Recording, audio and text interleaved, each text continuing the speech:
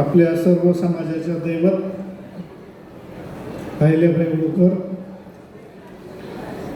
यशवंतराव होळकर, मल्हारराव होळकर, नंतर या तालुक्याचे भाग्य विधाते स्वर्गीय गणपतरावजी देशमुख, नंतर या ठिकाणी उपस्थित असलेल्या सर्व लेखक आणि कवी यांचे दैवत फुले शाहू आंबेडकर, नंतर या ठिकाणी मी आज सर्वात मोठं वंदन करतो ते म्हणजे बॅरिस्टर टी.के. शेंडगे साहेब, स्वर्गीय बॅरिस्टर टी.के. शेंडगे साहेब, नंतर स्वर्गीय शिवाजी बापू शेंडगे साहेब, नंतर या ठिकाणी या सर्व ज्ञात आणि अज्ञात आपल्या सर्व महापुरुषांना मी वंदन करतो. तसेच या ठिकाणी आज आपल्या कार्यक्रमाचे अध्यक्ष माननीय आर. चोपडे सर, आपल्या कार्यक्रमाचे आज उद्घाटक श्रीमती रतनताई गणपतरावजी देशमुख, या कार्यक्रमाचे स्वागताध्यक्ष संजय शिंगाडे सर, आमचे सहकारी चंद्रकांत दादा देशमुख साहेब, डॉक्टर बाबासाहेब देशमुख,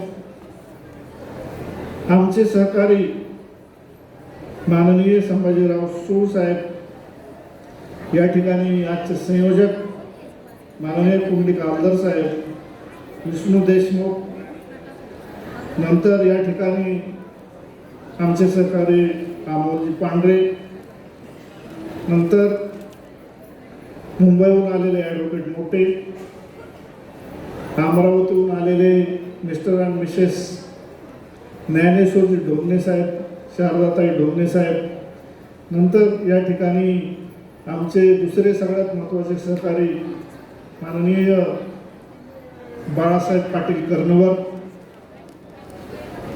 नंतर या ठिकाणी उपस्थित असलेले सर्व महाराष्ट्र राज्यातून आलेले माझे सर्व बंधू भगिनी, विद्यार्थी, शिक्षक आणि सर्व क्षेत्रातून आलेले मान्यवर. तर आज आपलं 4थे आदिवासी धनगर साहित्य संमेलन पार पडत आहे. याचा आपल्या सर्व महाराष्ट्र राज्यातील सर्व समाज बांधवांना नक्कीच अभिमान आहे. कारण साहित्य संमेलन आणि तेही धनगर समाजाचं. पहिल्या वेळेस ज्यावेळेस मी थोडक्यामध्ये आपल्याला सर्व संमेलनाचा परिचय देणार आहे, ते धनगर समाजाचं साहित्य संमेलन असा मला प्रश्न विचारला जायचा. आपल्या धनगर समाजाचा, आपल्या जमातीचा इतिहास एवढा श्रीमंत आहे, आपले लोक एवढे बुद्धिमान आहेत, आपले लोक एवढे कर्तृत्ववान आहेत, आणि आपले सर्व लोक सर्वात महत्त्वाचं म्हणजे प्रामाणिक आहेत, सत्यावर चालणारे आहेत, आणि एवढा मोठा इतिहास आपला आडगळीत पडला होता. त्याच्यामुळं आमच्या एक जे इतिहासाचे लेखक राम लांडे साहेब, त्यांनी एक लेख लिहिला होता. राम लांडेंनी या साहित्य संमेलनामुळं आपलं जो काही साहित्य आहे ते राजकीय पटलावरती आलेलं आहे. तर अशा तऱ्हेने हे सर्व आपलं जे काही अडगळीत पडलं होतं हे दुसरं कोणी येऊन आपल्याला दाखवणार नाही आहे. बरेच लोक म्हणतात धनगरांना धनगर समाजाचा इतिहास हा बाहेर काढला जात नाही, पण हा इतिहास आहे दुसरं कोणी येऊन बाहेर काढणार नाही आहे. हे सगळं आपल्यालाच करावं लागणार आहे. पुन्हा म्हटलं जातं धनगर समाजाचा विकास होत नाही. हा विकासही सर्व आपल्यालाच करावा लागणार आहे. कुणी नाही म्हणणार या आम्ही तुमचा विकास करतो. दुसरा एक मोठा प्रश्न सगळे नेहमीच विचारत असतात, का हो म्हणे आपली 2 कोटी 2.5 कोटी लोकसंख्या आहे आणि आपल्याला कधीच सत्तेमध्ये मिळत नाही. अहो सत्ता कोण कोणाला देत असतं का? गुरु गोविंद सिंह जी म्हणतात, रोटी कपड़ा और मकान कोई भी किसी को दे सकता है, लेकिन राज सत्ता कोई किसी को नहीं देता. त्याच्यामुळं ही सत्ता सुद्धा ही तुम्हालाच एकत्र येऊन घ्यावं लागणार आहे, कोण देणार नाहीये, लक्षात ठेवा. नंतर साहित्य संमेलनाचं व्यासपीठ नव्हतं. बरेच लोक म्हणत होते साहेब सर्व समाजाची संमेलन होतात, सर्व प्रकारचा इतिहास सांगितला जातो, आपलं काय. म्हणून आपण या साहित्य संमेलनाच्या व्यासपीठाची स्थापना केली आणि आज महाराष्ट्र राज्यामध्ये या कार्यक्रमाला प्रचंड असा प्रतिसाद मिळतोय. थोड्या वेळापूर्वीच आता चंद्रकांतदादा पाटील मला म्हणाले, देशमुख साहेब, चंद्रकांतदादा देशमुख साहेब थोड्या वेळापूर्वीच मला म्हणाले, डॉक्टर साहेब अनेक आंदोलनं होतात, अनेक चळवळी होतात, त्या चळवळीला काही अर्थ नाही आहे. त्या नुसताच चळवळी होतात बुडबुड्यासारख्या आणि 1-2 तासामध्ये त्या जिरून जातात. परंतु ही जी चळवळ आहे, ही चळवळ सर्व चळवळींचा पाया आहे. तर अशा तऱ्हेने आपलं पहिलं साहित्य संमेलन सोलापूरला झालं. तर त्याची माहिती थोडक्यामध्ये अमोल पांढरेंनी बघा अगदी 1-1.5 तास घसा कोरडापर्यंत पुढेपर्यंत सांगितली. तरी मी थोडक्यामध्ये आपल्याला निवेदन करतो. तर ते साहित्य संमेलनाचे अध्यक्ष होते संजयजी सोनवणे सर. अगदी उत्कृष्ट मार्गदर्शन होतं. 500 पुस्तकं लिहिलेला तो माणूस, अगदी बुद्धिवंत माणूस, हा मार्गदर्शक होता. नंतर जयसिंग दादा शेंडगे खूप सहकार्य केलं तात्यांनी खूप सहकार्य केलं. नंतर डॉक्टर विष्णू देशमुख, सर्वात महत्वाचं आमचे एक सहकारी होते. सोलापूरमध्ये जेव्हा मी संमेलन घेत होतो त्यावेळेस सोलापुरातले फक्त 4 लोक होते माझ्या बरोबर. मनीषा माने, निमिषा वाघमोडे, नंतर रमेश गावडे आणि डॉक्टर विष्णुपंत गावडे आणि आपले शेखर बंगाळे हजेरी लावत होते अधूनमधून. असे 4च लोक होते. त्याच्यातही मध्येच आमची आई वारली. माझ्याबरोबर एकुलता एक सहकारी माझा रमेश गावडे, त्याच्या 2ही किडन्या फेल झाल्या आणि मी एकटा राहिलो. अशा परिस्थितीमध्ये चोपडे सरांनी माझ्याकडे वाघमोडे साहेबांना पाठवलं, शिक्षक वाघमोडे, आणि डॉक्टर साहेबांना सांगा म्हणे आमची संस्था आहे आणि काय लागलं तर आम्हाला सांगा म्हणे. आणि प्रवीण वाघमोडे आले माझ्याकडे आणि मला ते सर्व देऊन गेले संस्थेचं. तेव्हा मला कळालं की आपल्या राज्यामध्ये मोठमोठ्या शिक्षण संस्था सुद्धा आहेत. मी बॅरिस्टर DK साहेबांना ऐकलं होतं, वाचलं होतं, परंतु मी एवढं मोठं महान कार्य केलेलं आहे मला माहिती नव्हतं साहेब.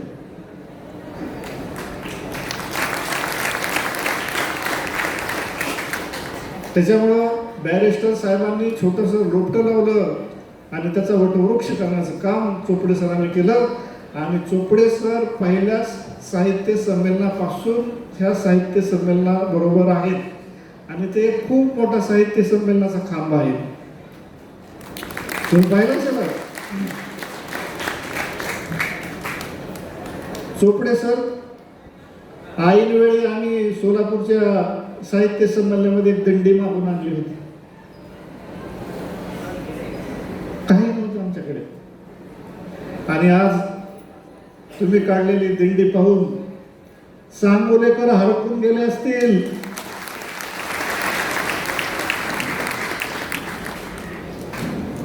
आणि शिंगाडे सर असं खचल्यासारखं वागायचे.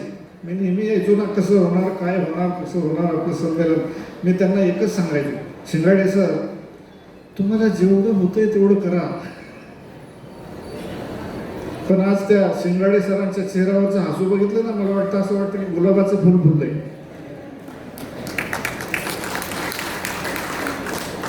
तर हे पहिल्या संमेलनामध्ये आणि चौथ्या संमेलनामध्ये फरक आहे. तर पहिल्या संमेलनामध्ये मी स्वतःच्या खिशातले पैसे खर्च केले होते. डॉक्टर गावडेंनी मला गाडी दिली होती, मी पूर्ण राज्य फिरलो होतो. कोणी मला सहकार्य करायला तयार नव्हतं. त्याच्यामध्ये नंतर छगन शेठ पाटील उतरले, त्यांनी मदत केली. आणि मग अशा तऱ्हेने पहिलं संमेलन घेतलं. मग सगळ्यात मोठा वाटा होता तो पत्रकारांचा. धनगर साहित्य संमेलन यशस्वी करण्यामध्ये सर्वात मोठा वाटा होता पत्रकारांचा. तुम्हाला अभिमान आहे त्या सोलापूरच्या पत्रकारांचा. ते मला म्हणले, डॉक्टर साहेब कुणीच नाही आले तर आम्ही 40 जण तुमच्या समोर बसू, आम्ही भाषण देऊन आपण साहित्य संमेलन झालं म्हणून डिक्लेअर करू. म्हणजे अशी परिस्थिती होती.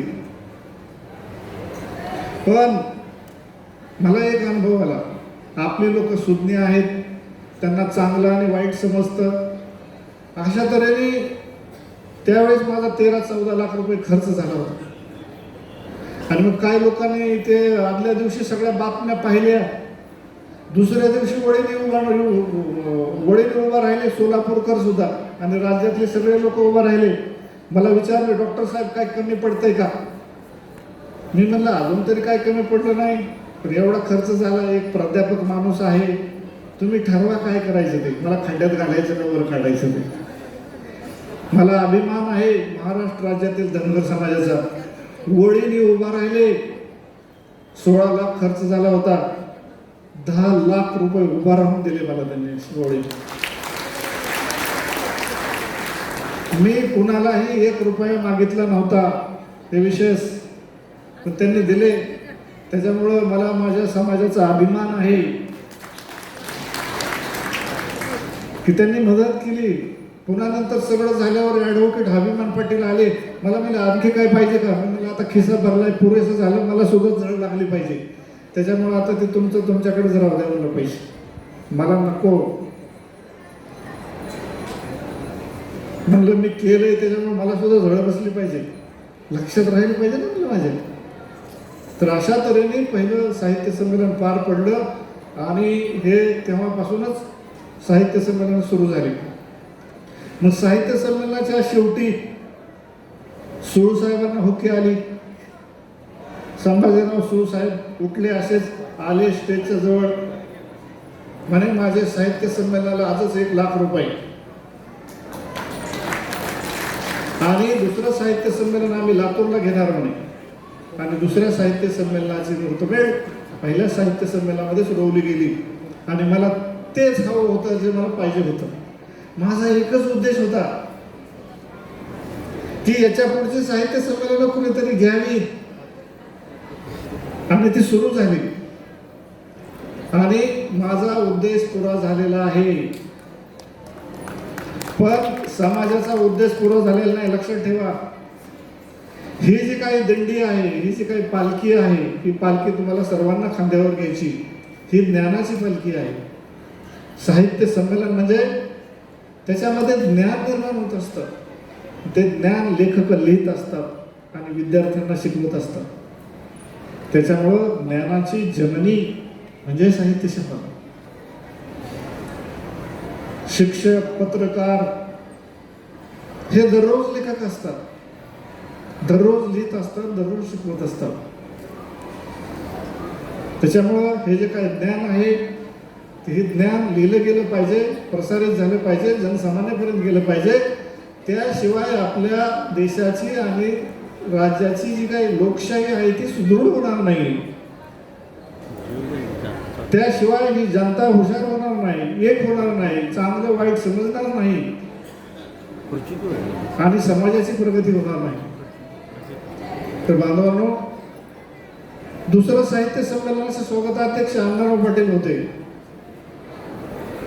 नंतर अध्यक्ष संगीता धायगुडे मॅडम होत्या, परंतु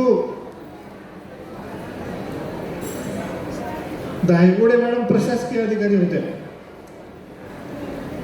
आजपर्यंतच्या साहित्य संमेलनाच्या अध्यक्षांमध्ये मी सर्वात तरुण आणि ऍक्टिव्ह अध्यक्ष जर कोण असेल ते चोपडे सर म्हणून पाहिलं. एवढा उत्तुंग उत्साह या वयामध्ये सुद्धा.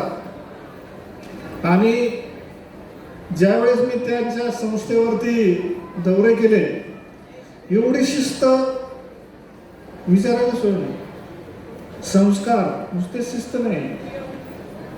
अहिल्यादेवी होळकर शिक्षण संस्थेमध्ये फक्त शिक्षण दिलं जात नाही, संस्कार दिले जातात.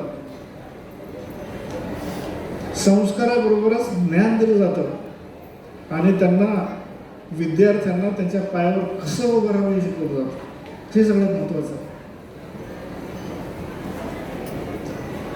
तर सांगायचं तात्पर्य एवढंच, जसजसं योगाने आठवेल तसं तसं मी सांगतोय. तर अण्णाराव पाटलांनी अगदी धूम धडाक्यामध्ये साहित्य संमेलन घेतलं. दुसरं 3 दिवसाचे साहित्य संमेलन केले. आम्हाला वेळ मिळेना. हे तर लोक आणून दरोदर बसवावे लागतात आणि कार्यक्रम घ्यावे लागतात. राज्यातले आणि देशातले सर्वात मोठे 3 दिवसाचे कार्यक्रम आपले झाले धनगर समाजाचे. त्याचाही आपल्याला अभिमान पाहिजे. दुसरं झाल्यानंतर ज्याप्रमाणे संभाजीराव सुळसाहेब आले, त्याप्रमाणे बाळासाहेब कर्णवर पाटील, त्यांच्याकडे बघून वाटत नव्हतं मला किती साहित्य संमेलन घेतील. हे असा शर्ट पायजमा असं करत आलेला माणूस, मी म्हणला तर कसं काय साहित्य संमेलन घेणार. शिक्षण विचारलं तर 4थी पास. पण लक्षात ठेवा, शिक्षण म्हणजे सर्व काही नाही आहे. अनेक लोकांनी सिद्ध केलेलं आहे शिक्षण म्हणजे सर्व काही नाही आहे. अनुभव आणि कर्तृत्व शिक्षणापेक्षा सुद्धा श्रेष्ठ आहे जर ते प्रामाणिक असेल तर. प्रामाणिक कर्तृत्व असेल तर ते शिक्षणापेक्षा सुद्धा मोठं आहे. हे माझं प्रामाणिक मत आहे. मग ते वसंतदादा पाटील असतील किंवा आमचे कर्णवर पाटील असतील, खूप महत्वाचं आहे ते. आणि जेव्हा मी त्यांच्या साखर कारखान्यावर गेलो, ते सगळं माळरान बघितलं.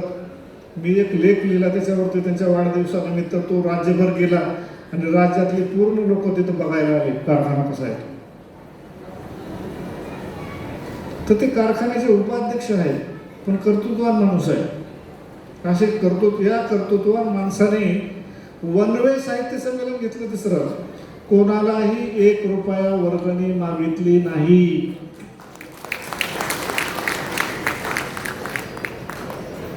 आणि सगळ्यात महत्वाचं, याच्यामध्ये सर्व जे काही लेखक, सर्व पाहुणे मंडळी आहेत, ती सर्व हजर झाली. तर अशा तऱ्हेने पहिलं, दुसरं, तिसरं साहित्य संमेलन झालं आणि उत्स्फूर्त असा प्रतिसाद मिळाला. आणि तुम्हाला ह्याचं फलित अमोल पांढरेंनी सांगितलंच आहे मला. या साहित्य संमेलनामधून काय काय झालं, खूप काय झालं साहित्य संमेलनामधून. हे खूप मोठं विचारपीठ आहे. या ठिकाणी सर्वांना संधी दिली जाते आणि अशा तऱ्हेने ह्या संधीचं समाजाने सोनं केलं पाहिजे, एवढंच माझं मत आहे. नंतर बाळासाहेबांनी हा कार्यक्रम घेतला. 3 दिवसाचा कार्यक्रम धूमधडाक्यामध्ये. अध्यक्ष होते मुरहरी केळे साहेब, संत साहित्याचे लेखक आहेत. ते सध्या विद्युत वितरण महामंडळाचे कमर्शियलचे संचालक आहेत. नंतर या साहित्य संमेलनानंतर आम्ही स्टेजवर बसलो होतो. समारोपाचा कार्यक्रम होता आणि समारोपाच्या कार्यक्रमाला आबा आले होते, गणपतरावजी देशमुख साहेब. तिकडच्या बाजूला ते कृष्णा कुरुंबले बसला होता, इकडच्या साईडला मी बसलो होतो. आबा म्हणलं, साहित्य संमेलनाबद्दल कसं वाटतंय? खूप चांगलं आहे म्हणजे पोरांनो, मला सुद्धा वाटतं की सांगोल्याला सुद्धा साहित्य संमेलन झालं पाहिजे. पण म्हणले माझी एक इच्छा आहे. म्हणलं काय आहे? माझ्यापर्यंत काही येता कामा नाही. मग आम्ही फक्त तिथं सुतगिरणीत गेलो, त्यांच्या पाया पडलो, म्हणलं आता आम्ही सांगोल्यामध्ये फिरतो आणि कोण साहित्य संमेलन घेते का ते बघतो. आणि आम्ही एवढी तयारी केली होती, कोणी तयार नाही झालं तर आम्ही साहित्य संमेलन घेऊ. पण तसं झालंच नाही, आम्हाला ती संदेश मिळाली नाही. पहिल्यांदा आम्ही गेलो, ती माने साहेब तुमचे नगराध्यक्ष, आमचे शिंगाडे साहेब लई हुशार, त्यांनी मला सगळ्यांकडे पाठवलं सांगोल्यामध्ये, जा म्हणे माने साहेबांकडे. बरं, मग आम्ही जाऊन येतो. नंतर म्हणजे जावा बाळासाहेब एरंडे साहेबांकडे, आम्ही एरंडे साहेबांकडे बी जाऊन आलो. नंतर आपले जानकर साहेब अहिले शिक्षण मंडळाचे अध्यक्ष, आम्हाला म्हणलं तिकडे जाऊन ये, त्यांना भेटून आहे म्हणे सगळ्यात. आम्ही सगळ्यांना भेटून आलो. आणि शेवटी सूर साहेब वगैरे आम्ही सगळ्यांनी एक मिटिंग घेतली. तोपर्यंत शिंगाडे साहेबांना सगळ्यांनी स्वागताध्यक्ष जाहीर केलं होतं. मग माझ्या लक्षात आलं की हे शिंगाडे साहेब खूप मोठे पुढारी आहेत. आणि चंद्रकांत दादांनी भाषणामध्ये सांगितलं होतं, ही जी आमची बौद्धिक टोळी आहे, हे डॉक्टर साहेब खूप चांगलं काम करणार आहे. आणि अशा तऱ्हेने ह्या बुद्धिवंतांच्या टोळीने आज हे 4थं साहित्य संमेलन भरवलेलं आहे. अभिमान आहे मला त्या सर्वांचा. तर अशा तऱ्हेने दिंडीचा कार्यक्रम चोपडे सरांनी घेतला आणि बाकीचं सर्व नियोजन सांगोलेकरांनी उचललं. तर मी सर्व सांगोलेकर आणि अहिल्या शिक्षण संस्था यांचं तमाम महाराष्ट्र राज्यातील समाजातर्फे अभिनंदन करतो आणि त्यांचं कौतुक करतो. तर अशा तऱ्हेने महाराष्ट्र राज्यातील लोकांनी पुढे यावं, तालुक्याला साहित्य संमेलन घ्यावी. संयोजकांनी, खरं तर मी संस्थापक अध्यक्ष आहे, मी स्वतःच वेळ पाळली पाहिजे. त्याच्यामुळं वेळेअभावी, तसं त्यांनी भरपूर वेळ मला दिलेला आहे आणि मी सर्व बोललेलो आहे. तर हे जे काही 4थं साहित्य संमेलन आहे, हे अगदी उत्कृष्ट साहित्य, तुम्ही पाहिलं असेल दिंडीचा कार्यक्रम अगदी उत्कृष्ट झाला. सर्वात महत्त्वाचं या ठिकाणी मला बऱ्याच लोकांनी विचारलं, साहेब म्हणे प्रमुख पाहुणे आलेच नाही. आपण प्रमुख पाहुणे आणि त्यांची काही कार्यकर्ते ठेवले होते उद्घाटन आणि समारोपामध्ये, आपण फक्त पुढारी ठेवले होते, इतरत्र नाही. तर आज त्या भाजपची काहीतरी कार्यकारिणीची बैठक आहे राष्ट्रीय, त्याच्यामुळे ते येऊ शकले नाही. आणि आमच्या लांडे साहेबांचं, त्या कोळेकर साहेबांचं म्हणणं होतं, साहेब आपल्या साहित्य संमेलना पुढाऱ्यांचं काय काम आहे. आणि अगदी त्यांच्या मनासारखं झालं. आज हे जे कवी लेखक आहेत त्यांच्या मनासारखं झालं. त्यांना पुढारी नको होते, कधी कधी होतं चुकून मनासारखं, आणि ते झालं. तर अशा तऱ्हेने हे आजचं संमेलन झालेलं आहे. हे समाजाचं संमेलन आहे, कोणावर अवलंबून नाही. हे लोकांनी, लोकांसाठी, लोकांचे घेतलेले, लोक चळवळीतून उभा केलेलं हे साहित्य संमेलन आहे. आणि अशा तऱ्हेने हे साहित्य संमेलन 14 लोकांनी प्रस्ताव दिलेत आपल्याला राज्यातून, आमच्याकडे साहित्य संमेलन घ्या साहेब. पण आता जाता जाता माझी सर्वांना एकच विनंती आहे, मी जरी थकलो नसलो तरी ही जी काय पालखी आहे ती तुम्ही खांद्यावर घेतली पाहिजे. तुम्ही सगळीकडे गेलं पाहिजे, राज्यभर फिरलं पाहिजे, प्रचार प्रसार केला पाहिजे, पत्रकार परिषदा घेतला पाहिजे आणि तो कार्यक्रम तुम्ही पार पाडला पाहिजे. तर माझी एवढीच इच्छा आहे. आणि अशा तऱ्हेने हे 4थं साहित्य संमेलन सुद्धा पार पडत आहे. थोडक्यामध्ये मी तुम्हाला माहिती सांगितली.